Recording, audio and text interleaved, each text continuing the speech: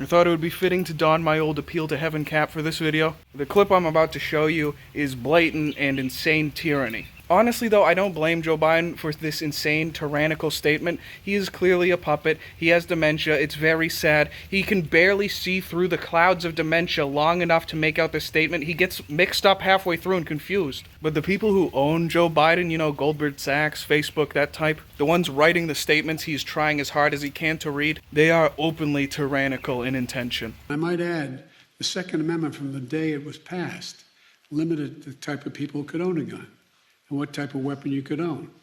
You couldn't buy a cannon. Those who say the blood of patriots, you know, and all the stuff about how we're going to have to move against the government. Well, the tree of liberty is not water with the blood of patriots. What's happened is that there never been, if you wanted to think you need to have weapons to take on the government, you need F-15s and maybe some nuclear weapons.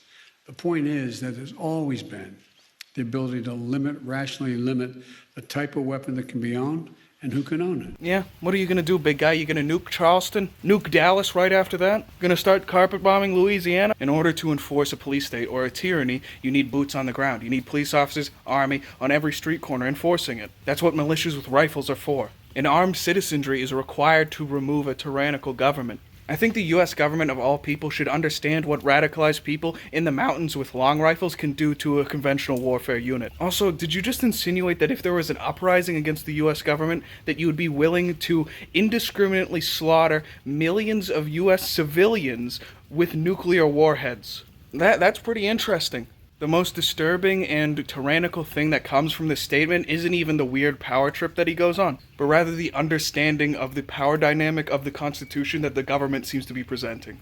The Constitution was not created as a limitation on the rights of the people by the government. The government did not come down to the people and say, here you go, here's the Constitution, a gift from the government to the people. We believe you deserve these rights. You earned them. Congratulations, we're just so benevolent. The intention of the Constitution is to shackle the government. It was the people who created the Constitution and handed the Constitution to the government and said, this is your contract. If you infringe upon this contract, we will pick up our rifles and we will kill you. I do not own a gun because the government allows me to, because the government has bestowed upon me that right so generously. I own a gun because I am a free man. Inalienable rights do not come from the government. They come from God. One last thing. You remember that quote that Joe Biden was trying to say before his dementia flared up? It's a quote from Thomas Jefferson, our founding father. And unfortunately, he forgot to say the last word of that quote. So I'll read it back properly. It is necessary from time to time for the tree of liberty to be watered with the blood of patriots and tyrants.